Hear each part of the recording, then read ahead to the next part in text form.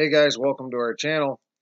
So we got, well, first of all, I want to say that I'm going to start doing something a little bit differently because we're going to start doing random hits first and then the translations because sometimes the translations get discouraging and then I want to quit and we haven't done random hits yet, so gonna try to get through random hits from now on before um, going on to translations because sometimes those get aggravating. So, but right now we got our third. We got ZZ Top cheap sunglasses. We've had it go through backwards and forwards in finance, money, stock market. We've had it go backwards and forwards in genetics so far. But we've also had chemicals, right? They've been going backwards and forwards in chemicals. We're looking for one that doesn't. Is this the one? Not this one, guys. Not this one. And I have another theory about some of this. So get started. Go. You had ZZ Top cheap sunglasses. Those of you who are following along, and there's only a few people watching these later videos, so most of you have probably seen this process. But glasses change to glass, and buy change to get. And so in order to get these letters, you cross off glass, and you only have ES, and you bring ES down, and buy change to get, and since nothing crossed off here, you just bring BUYGET. ES buy get. That's what you got. But will it go through chemically? Well, I already said it does, and it does. ES is Einsteinium on the periodic table of elements. Now, I'm starting to wonder about these periodic table of elements ones, guys, because if a really smart person had a quantum computer and was personally trying to code stuff in, now, I think the quantum computer will code what it's doing with these little changes. But I'm wondering if some of these in the translations aren't messages. And if you were going to use anything to code those messages, it might be the periodic table of elements. Elements. Essential elements, right? Essential elements to the decode. Elements on the periodic table. I'm not sure. That's something I'm going to look into and think about. But you have ES is Einsteinium on the periodic table of elements going forward. SB, ESB ends up being European Society for Biomaterials. All right, and E by itself, by the way, is I think E chemical, and I forgot to include that, but it's there as well. But that by itself could always be a coincidence unless the rest of it codes through, right? Because it's just a single letter. But when everything else is coding through, it's probably not a coincidence, right? SB ends up being antimony on the periodic table of elements. So again, periodic table of elements makes an appearance. It's a semi-metal, and it's. Did I read Einsteinium ever to you guys? I think it's a radioactive element. Einsteinium. We're backed up. Oh yeah, radioactive. Yeah, it's a made one, discovered in 1952. Yeah, we read all that once.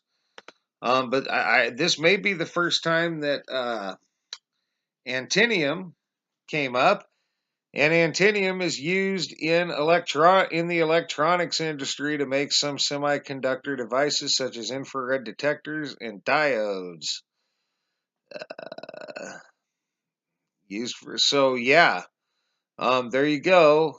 Used in the electronic industry, just like some of the others. And of course, you have like Einsteinium is supposed to be used only for research, they say, and all those others. But so yeah, SB, that's antimony on the periodic table. SB also stands for SB Chemical Company, and we've had chemical companies before, right? SBU ends up being Stony Brook University once again, chemistry biology interface program. So that's kind of interesting. Chemistry biology, right? We got chemicals and genetics. So imagine that. It fits right in there, right into the pattern, right? BU ends up being chemistry at Boston University. That's a thing. Apparently they have a pretty big chemistry department. They probably hit a lot of things with that. And BU also ends up being BU Chemical Industry Company Ltd. So another chemical company, right? We've seen them before. We keep getting them. U ends up being uranium on the periodic table of elements. We've got that before. Again, the U by itself could be a coincidence, but when you're getting all the rest of these, it's probably not, right? Y, another thing that could be a coincidence alone, but considering how everything's flowing through, Y ends up being yttrium on the periodic table of elements. And another periodic table of elements. I'm really wondering about these periodic table of elements, guys. So I'm going to be looking a little bit at those. G by itself ends up being G and G Chemical, which is another chemical company. And G by itself also ends up being the G Chemical Company. So there you have two more chemical companies with the same code. GE ends up being germanium on the periodic table of elements. And it's named after the Latin word for Germany, which is germanium. Yeah. So, and ET, that's your last two letters going forward, ends up being the ethyl group. And I'll provide the link and you can read about that. And then that gets you through ES by get, B-U-I-G-E-T. That gets you through going forwards. Now we're going to start coming backwards. You've got TE, which ends up being tellurium on the periodic table of elements. We've had yttrium before. This may be the first time we've had tellurium. Let's see what it's used for. It's used in solar cells, in rewritable CDs and DVDs, as well as a catalyst in oil refining. It can be doped with silver, gold, and copper or tin in semiconductor applications. And of course, there's more uses for them. But that's kind of the ones that have been falling into the pattern, right? Then you've got TEG. If you back up and go back again, TEG, include the G, you end up with triethylene glycerol. So you have ethanol or ethyl group and triethylene glycerol in the same search. And if you take EG by itself, you get ethylene glycerol. So now you've got ethyl group, triethylene glycerol, and ethylene glycerol all in the same search. Interesting stuff there. GYU, which I could have easily coded through without, because you hit yttrium and the G again and the U again for uranium, the chemical companies. GYU also stands for Nam GYU Park, and he is a professor of chemical engineering at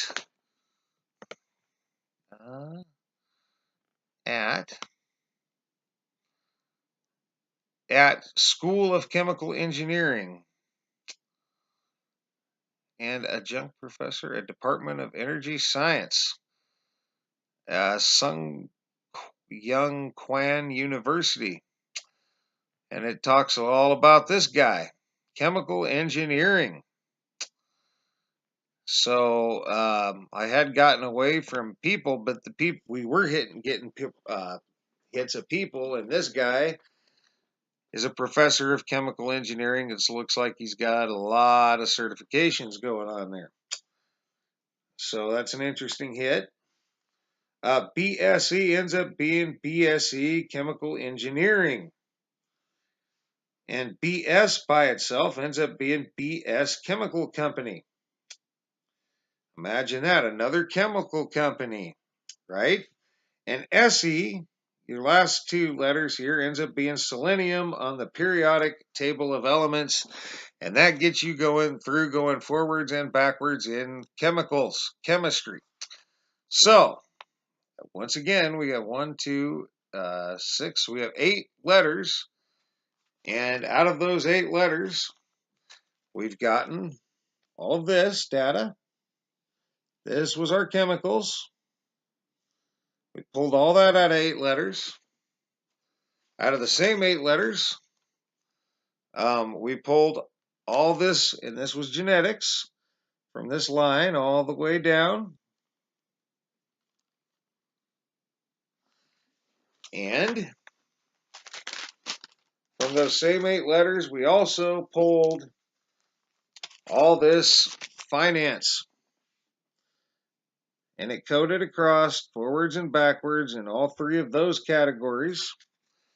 We haven't done the random hits yet. I did one and ended up with some sort of a busing system or something. It looks a little weird, but I'll look into it further.